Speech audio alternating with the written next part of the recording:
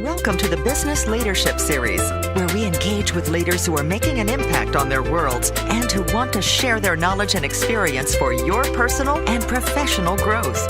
The following interview is designed to inspire you to become the best leader you can be. Your host, Derek Champagne, is the founder and CEO of The Artist Evolution, a full-service agency building successful brands, marketing tools, and campaigns, and also the author of the best-selling book, Don't Buy a Duck. And now, let's begin today's Leadership Series interview. Welcome to the Business Leadership Series, where our goal is to inspire you to become the best leader that you can be. Today, on New Year's Day, 2017, we are celebrating our 50th episode, and we want to thank you, our listeners, for supporting us and for taking this ride with us. We've got an amazing 2017 planned.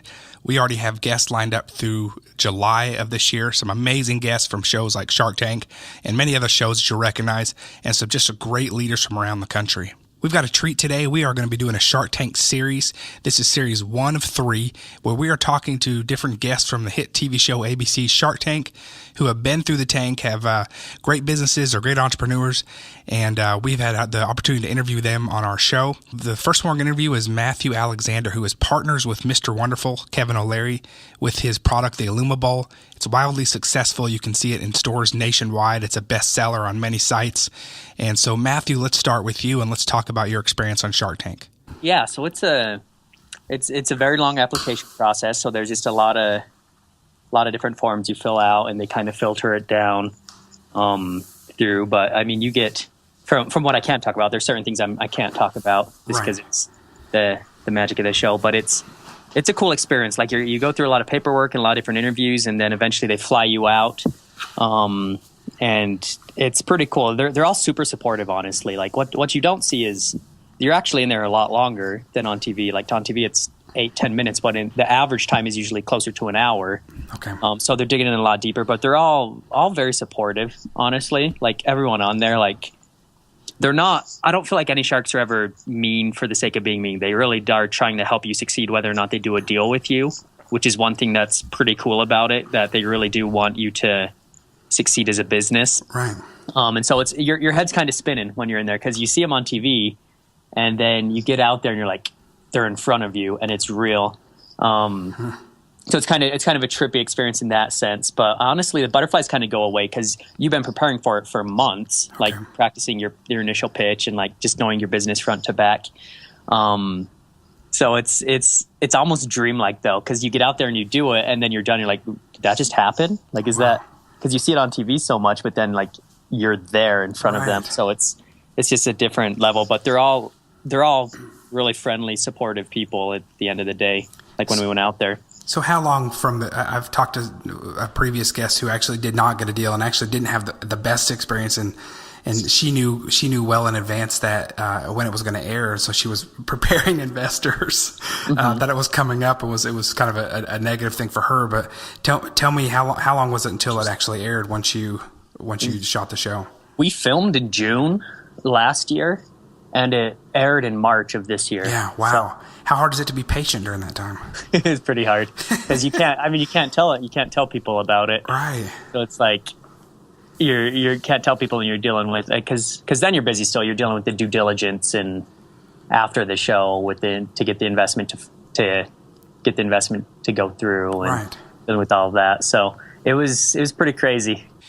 Yeah, thanks again to Matthew Alexander for being our guest. We want to keep in touch with him, see how he's doing, and continue to see how his new products develop. The next segment we're going to listen to is with an interview we did with Karen Posada. She's the founder and president of The Good Promise. You can see her product in stores nationwide and several Walmarts and thegoodpromise.com. She didn't have the best experience on Shark Tank. She's got a great attitude and a great product and a great business, and bootstrapped her way to the success that she is today. But let's hear what things were like for her when she went in the tank. On Shark Tank, you handled yourself very well, even though you were taking a beating from them. I cried. Literally, the producers were very kind. I was bawling. So they were very, very kind to like show me like in the lightest of ways. Because I was like, you're standing there, right? And here's like you're in front of the sharks, which is so surreal, even being in TV and being in. Yeah, and I wondered about that because you have it. I mean, you've got an impressive TV resume. You've been on camera for years and reported, and so that's. Well, but even then, you're still standing. It's one thing to report as a job, to get a story and to tell the story of another human being and get on camera and tell somebody else's stories. It's a whole nother world when you've created a product, and now you have the weight of the world on your shoulders because you have your mom who you've dragged into this business. Now you have investors who are counting on you to make sure that it's successful, and now you have a brand new product that you're trying to introduce to the world. So you're so much more vulnerable. Wow. Than you've ever probably been, and you're at the mercy of these 4 people who are just people, but people listen to them like they're not just people, and all of a sudden they're looking at your product and they're saying it's the worst thing on earth that they've ever tasted, and you say, and like, it just literally, I felt like my whole world just collapsed, and I thought, oh my God, I what am I going to do when this airs? I was like, and you're confident with your product because the response you got for years in Walmart and the consumers giving you good feedback. Exactly. And so then to go on there, I mean, you probably felt pretty confident that they were just going to give accolades, right? And I didn't think they were going to invest any money, to be honest with you, because I'm like, it just very rarely that they invest in a food product per se.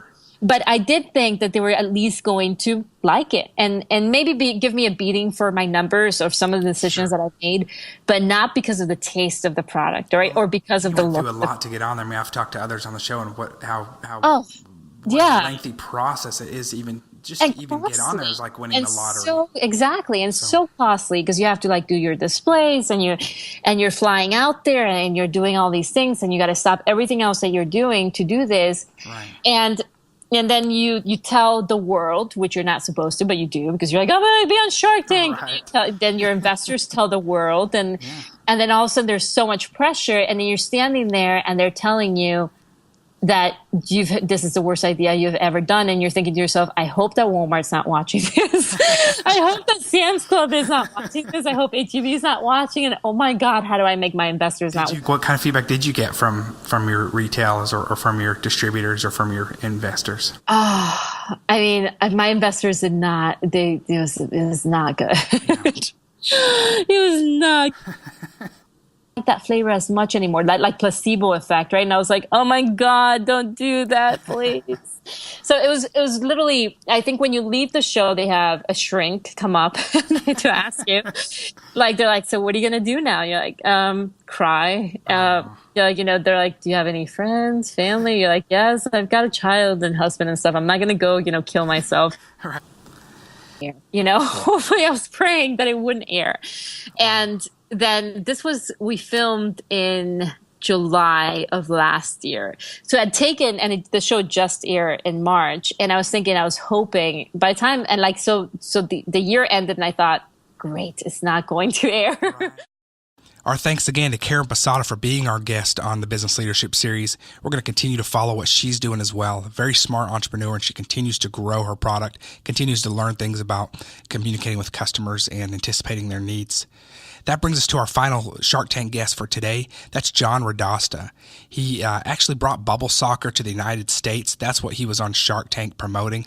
He's also the inventor of the Aqua Arm and a very successful entrepreneur. I've had the privilege of seeing John do several things with social media and with SEO as well, and he's just really a rock star at what he does. So let's join in with John's interview where he talks about his experience on Shark Tank. Yeah, that's great. So that actually is a great segue for me to ask you about your experience on Shark Tank. Tell me a little bit about getting the call or having the opportunity to be on there, and then just kind of walk me through your experience. So first of all, I mean, it's going into it and coming out of it. It's interesting because as an entrepreneur, you kind of, if you think of like a snake, kind of shedding its skin, or a caterpillar in the cocoon, growing its wings and stuff. I feel like you kind of go through one of those transformations. Like you go into the show expecting, you don't know what to expect. You're just so excited about it. And, you spend over 7 months preparing for it. And it's incredibly, incredibly competitive. I think there were 4 or 5 different casting calls all over the country for season 7. Wow. And everybody's just going into it. You're just so green around the ears as to how this process works. I mean, I'm an entrepreneur, I'm dealing with, customers, sales, marketing and stuff like that. And then all of a sudden you have reality TV thrown into this, and production and Hollywood and all this stuff. And you know nothing about any of that. So it's interesting because, you kind of are a caterpillar going into it. And then afterwards you kind of understand a little bit about, all right, this is how TV works, Sure. So it was a huge learning experience. So going into it, it was a ton of competition. I think the casting call that I went to in particular in Miami, there must have been 3,000 or 4,000 people there in total. I got there late. Like I got there at like 9:30. There were people there at like 5:30 a.m. Wow. Like waiting, in line. Like I saw tents and chairs out there and stuff. And I'm like, oh my God, this is a madhouse. Right. This is insane. And you look around and you see people just, there's some really, you can see there's some really intelligent people there. There's people, dressed up. They're looking good. They're looking professional. And then you just have like some of these absolute wackos walking around the place. Like there were people with like mannequins with stuff sticking out of the head, and and you're just looking at a lot of these people like, oh my God, what is this person going to pitch? I want to see what you're going to pitch with that. Right. And it's just so interesting because you get everything under the sun at these casting calls, and it's interesting because it's like the culmination of everybody chasing the American dream in one casting call. Everybody wants to become a multimillionaire, and they think that the fastest path to get there is by Shark Tank. Right. So of course you get all these people showing up. So it was interesting to get there, and I think they give everybody wristbands. I think I waited. I got there at like 9:30. I didn't actually end up pitching until 5:30 or 6 p.m. Wow. So I was down in Miami just working out of a Starbucks for like 8 or 9 hours just waiting to pitch. And then when you finally do pitch, you literally have like 5 minutes. Like they have to get through thousands of people. Right. And, being at the end of the day, like I think that the cards were a little stacked against me because these poor producers, they're sitting there going, just listening. They just imagine like salesperson after salesperson coming up to you and trying to sell you their product. I can't even imagine the level of just, oh my God, if I have to see another salesperson, like, that product when you're in the mall and stuff. I mean, that times like 1,000 or 2,000, Yeah. So it's incredible. And, I got in front of them at, 5:30, 6 p.m. and I knew like, I'm like, oh my God, this person's going to be, they're probably hungry. They're probably going to be cranky. I don't know what to expect. So you know what, I'm just going to be as pleasant as I can and as quick as I can. So I went in there with an iPad, a lot of visual aids, and I actually brought, and I think I was, one of the things that kind of separated me from the other entrepreneurs there is I bet I was one of the only entrepreneurs that brought their financial statements, just a quick summary of the financial statements printed directly out of QuickBooks. Wow. So it was demonstrable. Like, I showed them a couple videos of bubble soccer. I explained who we are, what we do, how many affiliates we had. And then I showed, the financial statement showing how many sales and what our profit has been. So it was very, very quick. They asked me a couple of questions and stuff. I answered them. And I, before I started anything, I told them, look, I know you've been here all day. I'm not going to take a whole lot of your time. I can only imagine how annoyed you are right now. And he kind of laughed a little bit because he's like, oh, this guy gets it, Right. So I think that was kind of a little separator. And then when I finally got the call, it was just a very exciting process. Like, to move to the next stage, like there's various stages you have to go through. But to move to the next stage and you get that call, it was amazing because actually when you leave the casting call in Miami, one of the main producers there says, look, here's how it works. And he's talking to like hundreds of people, around him. Like, look, you probably won't get a call from us. I'm telling you that now, that if you're all going to be waiting to hear from them, there's a 95% chance that you will not get a call from us. So don't plan anything that you're going to get on Shark Tank. Just assume that you didn't get on the show here today. Like, this is exactly what they told everybody. And I kind of laughed because I'm like, yeah, of course. Like, I'm not planning anything. It's going to be a crapshoot whether I get a call back. But I was lucky, and I got.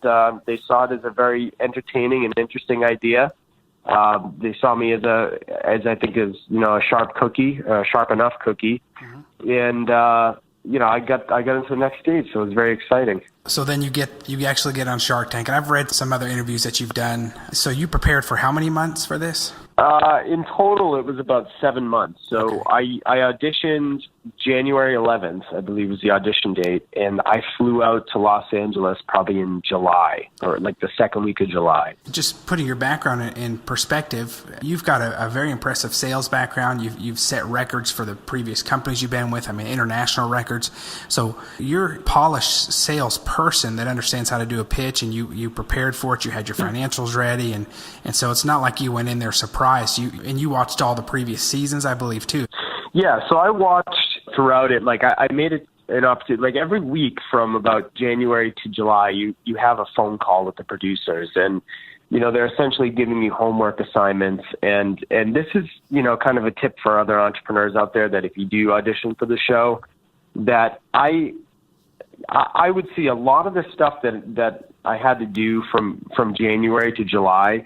There was stuff like, getting compliance documents together, getting financials together, getting your pitch down, getting a video made, doing multiple takes, practicing in front of the mirror, sending that video to producers, stuff like that. Like there's all sorts of little tasks that you have to do in addition to running your business every day.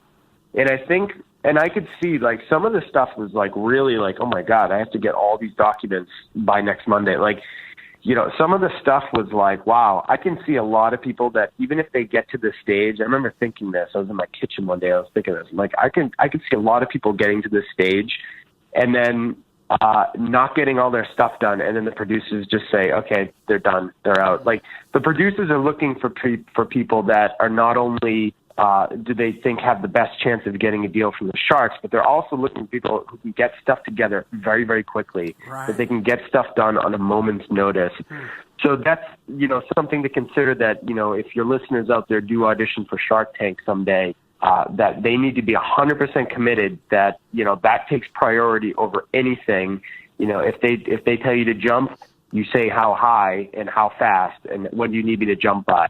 Like you really have to be on top of the ball with it. But yeah, in terms of getting everything together, getting financial documents together, practicing your pitch, it's all part of the game. So you did not get a deal on Shark Tank, but I watched the video this morning of the sharks bouncing around. It was cracking me up. It was great. It looks so fun. And give us a visual of the sport for a second, and then kind of tell us how you felt the experience went when you were in the tank. Right. So it's the best way to explain it is it's full contact soccer within the protective constraints of an inflatable bubble. So, you're basically playing regular old soccer and you've got this 5-foot inflatable surrounding you that, people can hit you full speed and you're just going to go rolling. You don't feel a thing.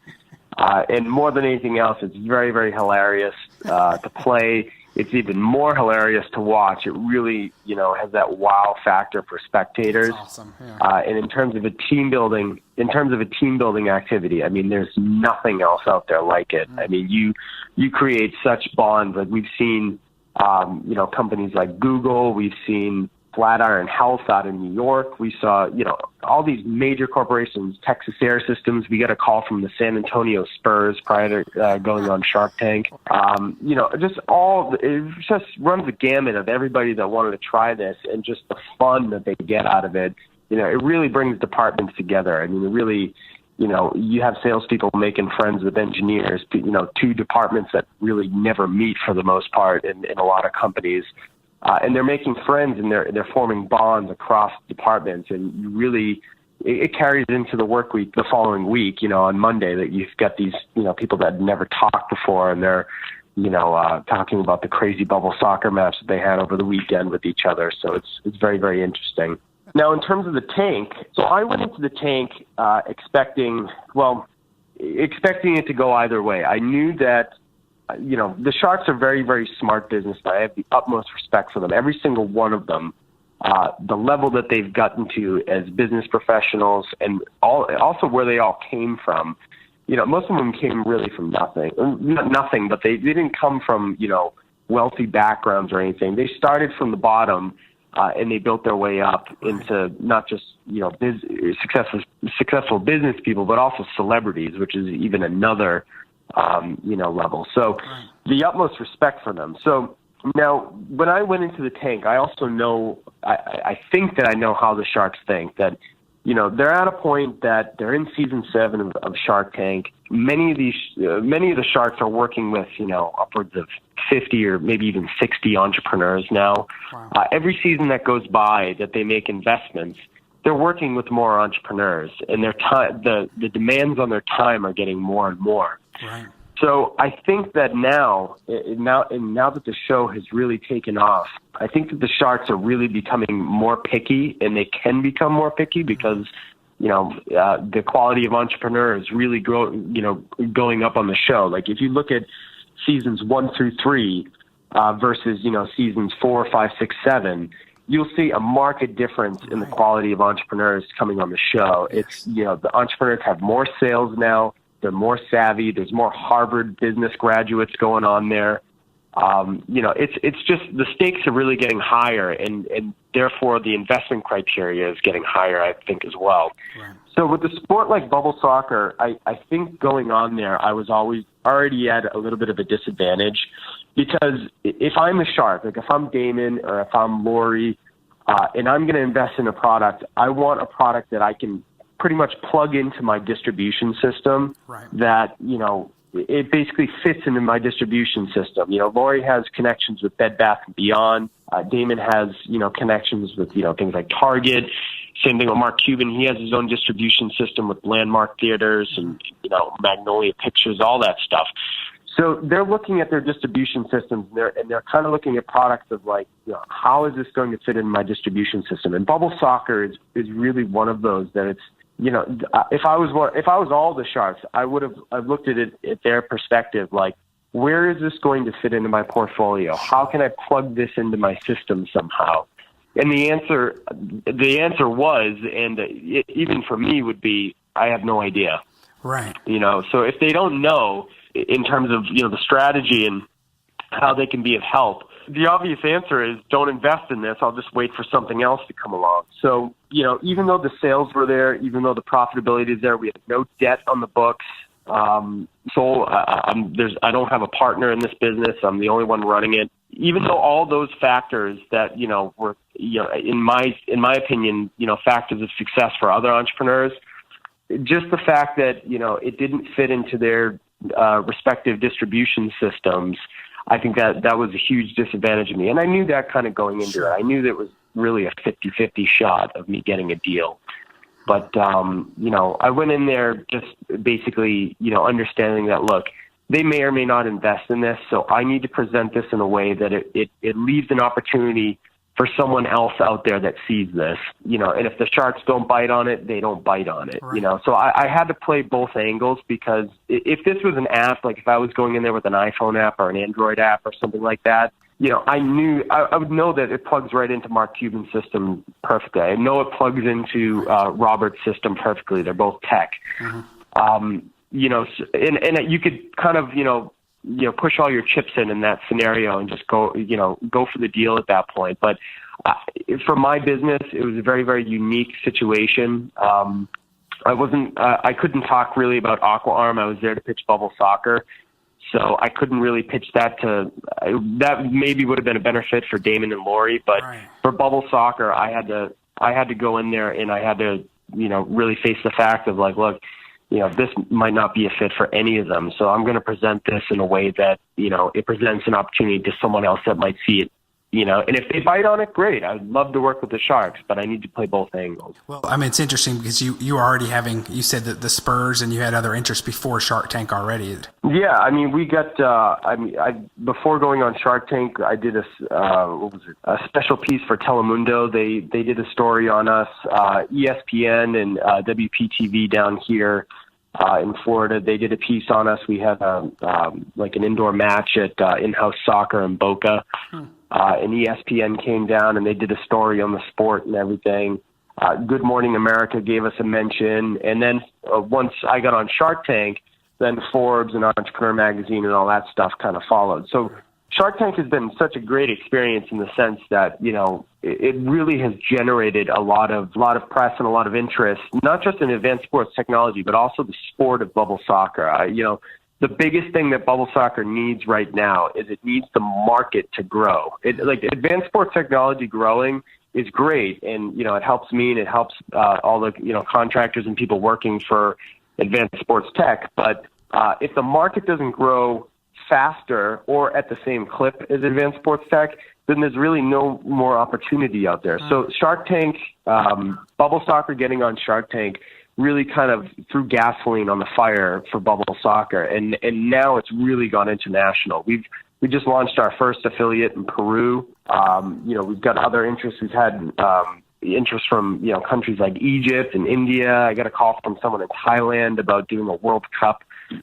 It's really been incredible. So it's really thrown a lot of gasoline on the fire. So for that reason, I'm grateful. That's a really exciting. I've got someone I know from season 1 who's still the episode I think reruns every 8 weeks, and they've been on the podcast before, and they say that they fail on national TV, which they didn't fail, but they didn't get the deal. They say every 8 weeks, and then the phone starts ringing again. So it's interesting how that works from season 1 till now. So they've had several years of Shark Tank being one of the main generating direct leads for their business, which is pretty powerful. Yeah, and it's you can't look at it as when I came off stage and stuff like that, like you're a little bit numb at first. Like you're kind of like, what the heck happened, But I understand that you can kind of view it as a failure and stuff. But now in hindsight, I don't really view it as a failure because like I said before, Forbes magazine, Entrepreneur magazine, being mentioned in there, is that really a failure? Right. That's number one. Number two is made some sales from it, had some opportunities open up. And then on top of that, it's really set up an opportunity. It's really setting the stage for bigger things to happen. So I think it's, you can't, if you're viewing it in a vacuum of like, did you fail on Shark Tank, yes or no? Then the answer is yes. Of course I failed on Shark Tank. But going forward, did advanced sports technology fail because of Shark Tank? No.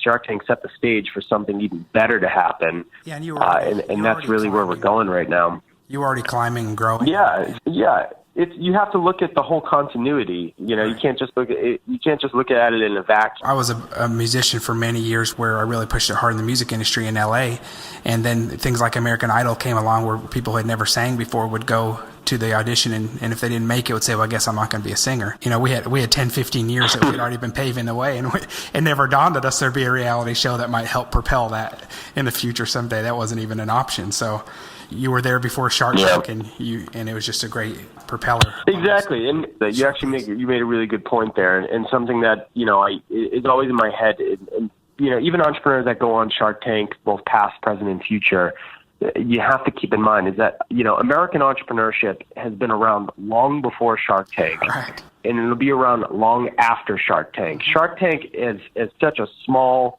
existence in terms of entrepreneurial history. Entrepreneurship goes back thousands of years. Right. So you have to look at the whole grand scheme of entrepreneurship and what you're a part of being an entrepreneur. You're part of a legacy of human history of people trying to push human and mankind to the next level through inventions and ideas and betterment. You're part of that as an entrepreneur, and you can't lose focus of that. You can't just look at Shark Tank and just say, I failed at Shark Tank, I'm a failure as an entrepreneur. It's, look at Edison. Edison failed thousands of times. Right. Before he, was successful. So you have to look at the bigger picture. Thanks again to John Radosta. Thank you to Karen Posada. Thank you to Matthew Alexander for sharing your experiences.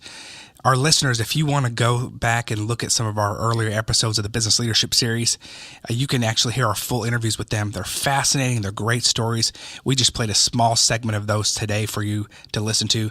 And stay tuned in our upcoming weeks. We're going to have some more in the series of our Shark Tank interviews. We've interviewed so many Shark Tank guests, and they just provide such great insight in general on the process of building your business, learning from your customers, anticipating their needs, developing and revising your product, distribution, how to market, how to implement social media, and so many other great things.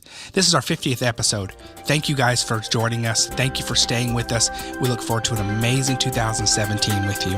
You've been listening to the Business Leadership Series, where we engage with leaders who are making an impact on their worlds and who want to share their knowledge and experience for your personal and professional growth. This interview was designed to inspire you to become the best leader you can be.